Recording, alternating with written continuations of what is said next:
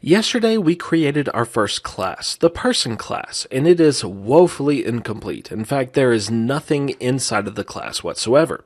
It's just the class being defined. So today we need to flesh out our person class some. Give it a constructor, give it a first name and last name, and the ability to say hello. And let's start with a constructor because, that's kind of the logical place to start because whenever we create a person object, we do so with a constructor. Now we did create a person object yesterday. If we look at program.cs, there's the code. We have created a person object and we have called a person constructor or a constructor for the person class.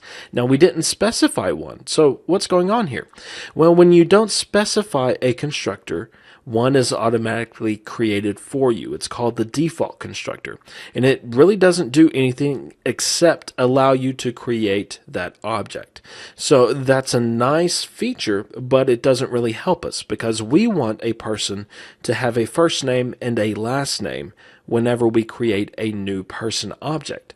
So we do that by writing a constructor. Constructors have the same name as their class, so inside of the code block for the class or the person class, we start our constructor with the word person, and then an open parentheses, and then we specify any parameters that we might want to require someone to pass to our constructor in order to use, like a first name and a last name. But we don't have to specify parameters if we don't want to. We can simply just do an open parentheses and a closing parentheses, and we basically create our own default constructor. But how this differs from the one that's automatically generated for us is now we can put any type of logic inside of this constructor that would execute whenever a person object is created. But in our case, that still isn't very helpful because a person needs at least some information about them, like a first name and a last name. So we do want a set of parameters. And parameters are defined very much like variables, except we're not assigning them data. So we just use the data type and then the name of the parameter, first name, and then we separate parameters with a comma. So we have first name, and now we need last name. So we'll do the same thing for last name. If we had a third parameter, then we would do another comma, and then type whatever our third parameter is. Now we're going to leave this with just the two parameters. Later on, we will add some more parameters, but this is sufficient for now. Now we do have a problem here. And that is because this constructor that we just wrote is not accessible. In most object-oriented programming languages, you have something called accessibility. And it basically gives you the ability to determine what can and cannot be accessed. So our person constructor is not accessible outside of the person class because we haven't defined an accessibility because there is some default values. First, let's look at our class. Anything that is defined inside of a namespace, a class, or any other type of data is automatically defined as internal. We don't have to explicitly say it's internal, it's just automatically done for us. But we can do that if we want to. Internal. So we have internal, class, person. Internal means that this class is available to anything inside of the assembly, or in our case, the My First project. Any code within this project can access this class, because it is internal to this project. If we imported this project into another project, that second project would not be able to access this person class because it is internal to my first project only. But we could make it accessible outside of this project by declaring it as public.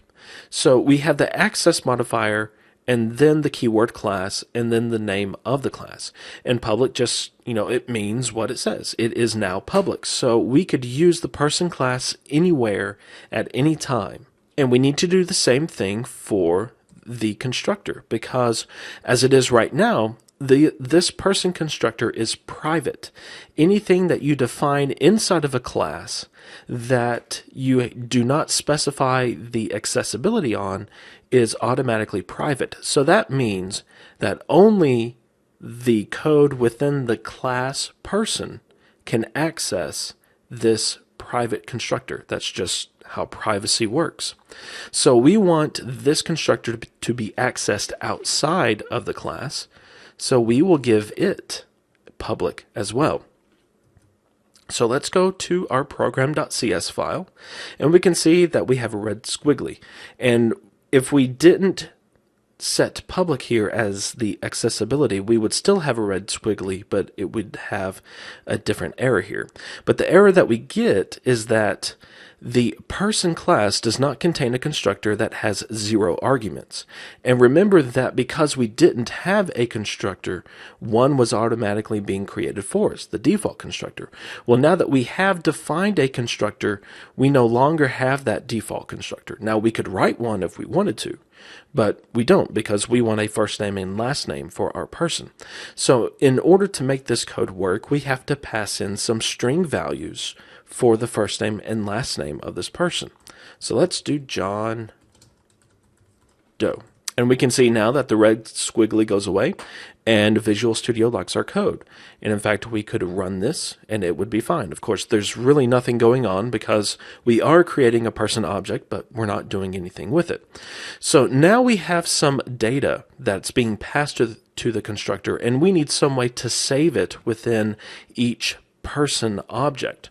So we are going to create some what are called fields. These are fields that are for the class, and they're typically only used by the class because fields are typically private.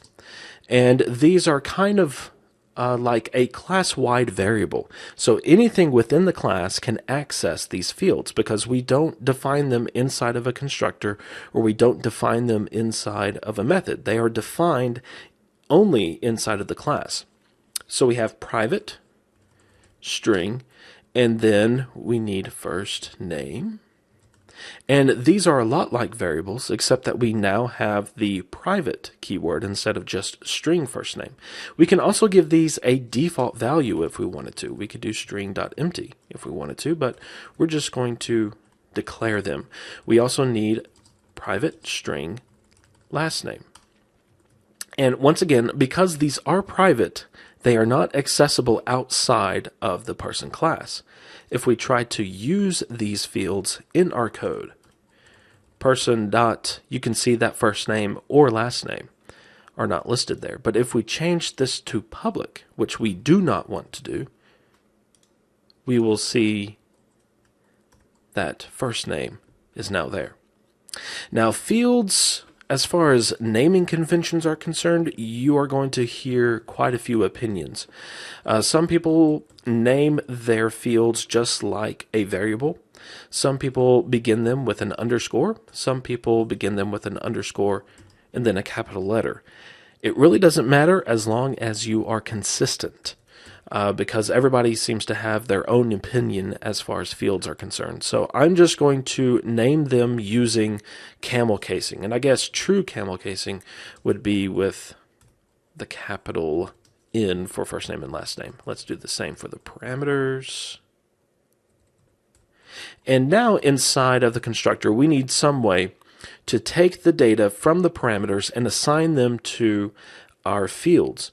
Now we could do first name equals first name, but then we get kind of ambiguity here, and we are going to get a green squiggly. In fact, it's probably going to say assignment made to the same variable. Did you mean to assign to something else?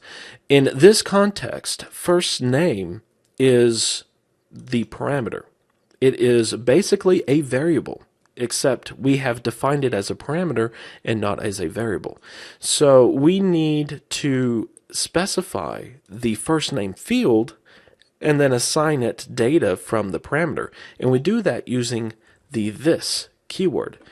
This refers to this object. So whenever we are working inside of our person class, we can use the this keyword to refer to the object that has been created. So we can do the same thing for last name.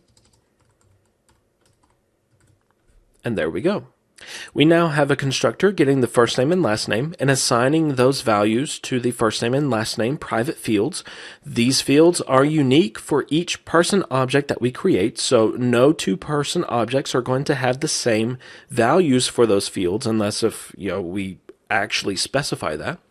So now let's create a method because we want our person objects to say hello to something. We want them to be polite. So defining a method is a lot like a constructor, except for there's two main differences. One, it's not the name of the class because that would be another constructor. And two, it has a return type. Now there are accessibility modifiers that we can use for methods. Public, in this case, is going to allow us to use the say hello method wherever we use a person object. And then we want a return type because we want to see this person saying hello. So it's going to create a string and return that string. So the return type is going to be string.